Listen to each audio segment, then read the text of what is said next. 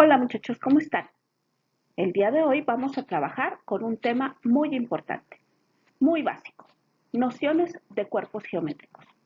Solo lo más básico, solo lo que tenemos para el día de hoy. Y en este caso, como pueden ver en su pantalla, tenemos diversos cuerpos geométricos. ¿Pudiéramos decir nosotros algunos de los nombres de estos que aparecen en la pantalla? A lo mejor algunos los conocemos y los conocemos de nuestra vida diaria también, porque los cuerpos geométricos están en nuestro día a día. Por ejemplo, nuestro refrigerador es un cuerpo geométrico. También la estufa o el ropero o tal vez el cilindro donde llevamos nuestra agua, que viene siendo, le decimos, nuestro termo. Algunos de ellos son cilindros, algunos de ellos son cónicos, etcétera. O también, ¿qué les parece el envase en donde viene la leche? Ese envase de Tetrabric. Fíjense que eso también es un cuerpo geométrico. O la caja que utilizamos para envolver un regalo. O qué les parece, no sé, un balón de fútbol. Todos esos son cuerpos geométricos, pero no son los únicos, tenemos más. Otro muy básico que tenemos es el dado. El dado realmente nosotros lo conocemos como un cubo, pero su nombre correcto es otro. Así que vayamos a explorar y vayamos a ver este tema tan básico. Solo veremos lo más esencial, así que después, en otra ocasión, veremos más a fondo el tema. Así que comencemos. Bueno, déjenme les digo que los elementos de un cuerpo geométrico son tres. Bueno, y por cierto que déjenme les digo que los cuerpos geométricos a veces los confundimos y decimos, es una figura geométrica. Pues fíjense que no, es muy diferente una figura geométrica que un cuerpo geométrico. Una figura geométrica tiene solo dos dimensiones, largo y ancho, pero un cuerpo geométrico tiene tres dimensiones: largo, ancho y altura o profundidad, dependiendo de dónde lo estemos viendo. Por ejemplo, imaginemos que estamos parados afuera de un edificio de departamentos. Tiene largo, tiene ancho y tiene altura. Por otra parte, imagínense que estamos parados a la orilla de una alberca. Pues esa tiene largo, tiene ancho y tiene profundidad en lugar de altura. Si estamos parados arriba a la orilla, es profundidad. Ahora imagínense que estamos dentro de nuestro salón de clases. Ese es otro cuerpo geométrico, tiene largo, ancho y altura. Entonces, nuevamente, las figuras geométricas tienen dos dimensiones y los cuerpos geométricos tienen tres dimensiones. ¿Ya no se les olvida? Espero que no. Así que bueno, ¿pero cuáles son los elementos del cuerpo geométrico, maestra? Bueno, déjenme les digo que todos los cuerpos geométricos tienen caras, tienen aristas y tienen vértices. ¿Pero qué son estas, maestra?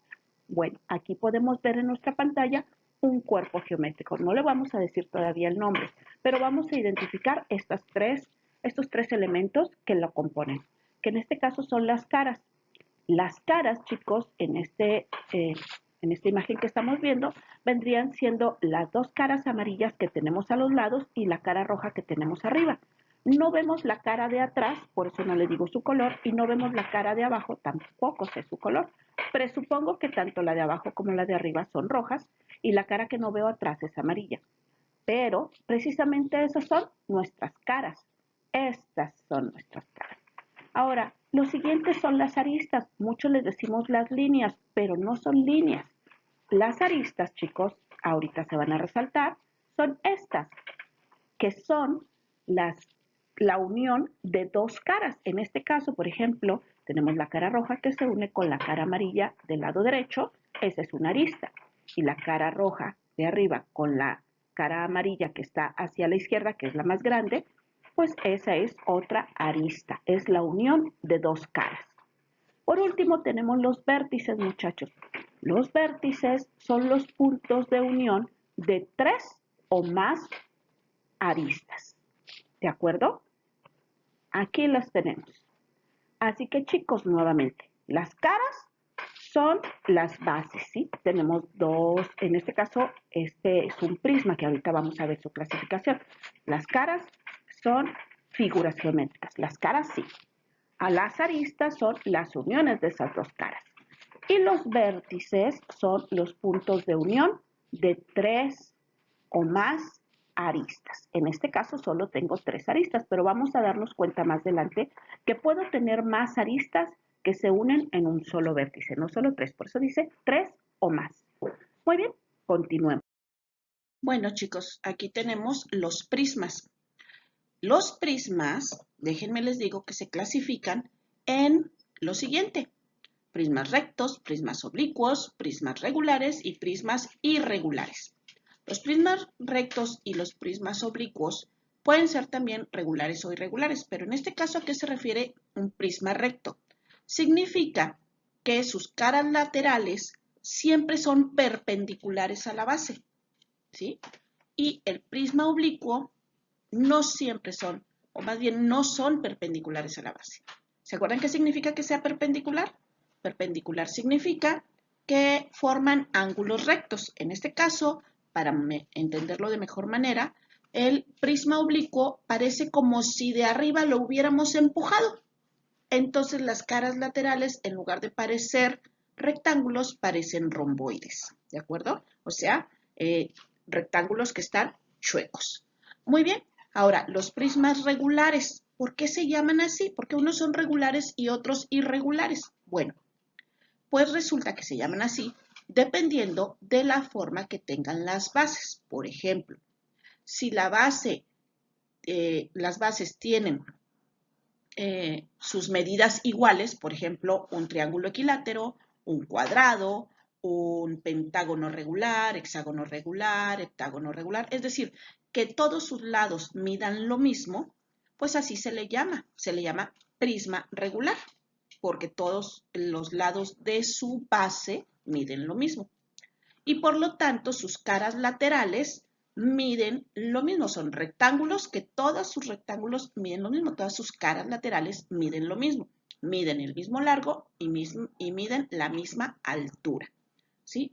Y los prismas irregulares provienen de figuras que no son regulares, por ejemplo, un triángulo isósceles, un triángulo escaleno, un rectángulo, un trapecio, un trapezoide, y entonces, por lo tanto, seguirán teniendo caras laterales en forma de rectángulo, pero no tendrán las mismas medidas todas esas caras laterales.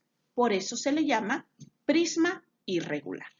¿De acuerdo, chicos? Entonces tenemos prismas rectos, prismas oblicuos, prismas regulares y prismas irregulares. Continuamos. Ahora, veamos otros ejemplos de prismas. Ya más específicamente, miren, aquí los tenemos. Este es un prisma triangular. ¿Por qué se llama así? Pues porque tiene dos caras en forma de triángulo y sus caras laterales son rectángulos, ¿sí? En este caso, como es un prisma triangular, solo tiene 3 caras laterales. Otro ejemplo es este que nosotros lo vemos y es un cubo. Déjenme les digo que su nombre correcto es hexaedro. Hexa significa 6 y edro significa caras iguales. Entonces, un cubo tiene 6 caras iguales. ¿De acuerdo? Si nosotros ahí lo que estamos viendo es que se está trasladando y que con 2 cubos podemos formar un prisma cuadrangular. Es decir, que sus dos bases son cuadrados, pero si los unimos, si tenemos 2 y los unimos, pues se hace un rectángulo porque la altura es el doble. Bueno, tenemos otro ejemplo. Este caso es un prisma hexagonal. ¿Por qué hexagonal? Porque si se fijan, sus dos bases tienen forma de hexágono y sus caras laterales son rectángulos. Ahí los estamos viendo el desarrollo de este prisma hexagonal. Bueno, entonces, ¿estos son los únicos prismas que podemos tener? No. Estos son solo 3 ejemplos.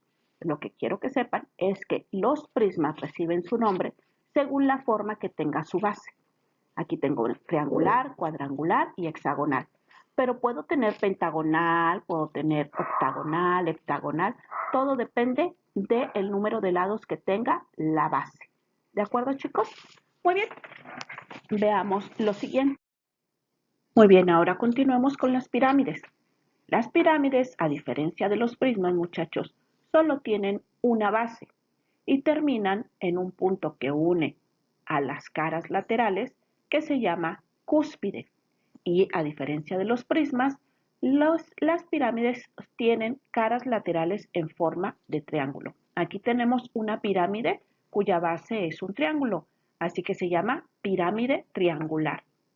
Esta otra, su base es un cuadrado, así que se llama pirámide cuadrangular. Tenemos una pirámide pentagonal y por último, en este caso, tenemos una pirámide hexagonal. Podemos darnos cuenta aquí que todas ellas solo tienen una base. Sus aristas se unen en un solo punto, las aristas de las caras laterales, de las caras en forma de triángulo, se unen en un punto superior que se llama cúspide, muchachos. Bueno, continuemos ahora. Ahora, chicos, tenemos los cuerpos redondos.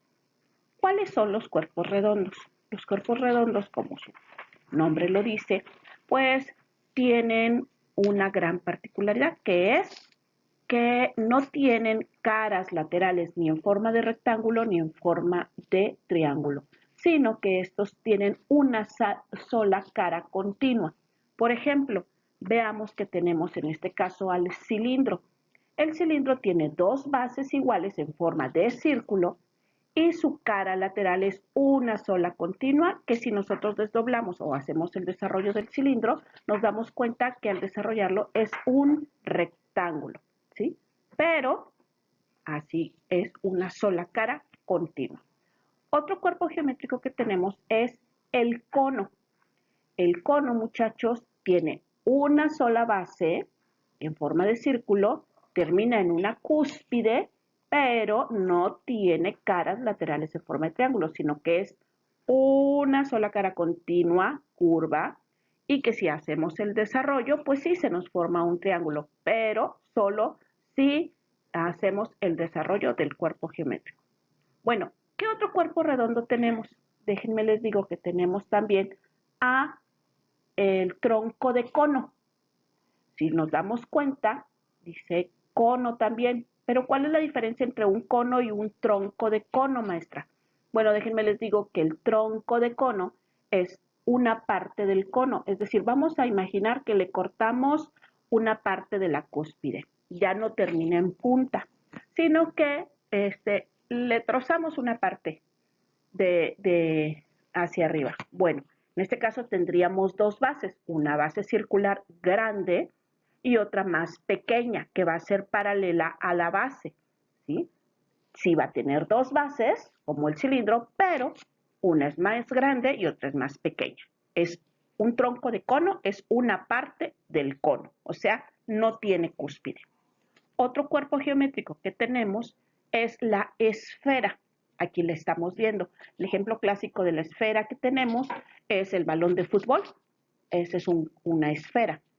Otro cuerpo geométrico que tenemos es este, que es la semiesfera. Como su nombre lo dice, es una casi esfera, es decir, una parte de la esfera. Por lo general es la mitad, pero puede ser menos o más, siempre y cuando sea una parte de una esfera. Y por último, les voy a presentar algo que se llama toro o toroide. Pero ustedes me van a decir, maestra, ¿cuál es ese cuerpo geométrico? Pues es uno muy importante que ustedes se lo han comido. Bueno, hay un cuerpo que se han comido que es el toro, pero ustedes se lo han comido, está delicioso. Es una representación clásica de que es el toroide o toro. Y chicos, déjenme les digo, a ver, ¿cómo lo han disfrutado? ¿Lo han disfrutado con azúcar y canela?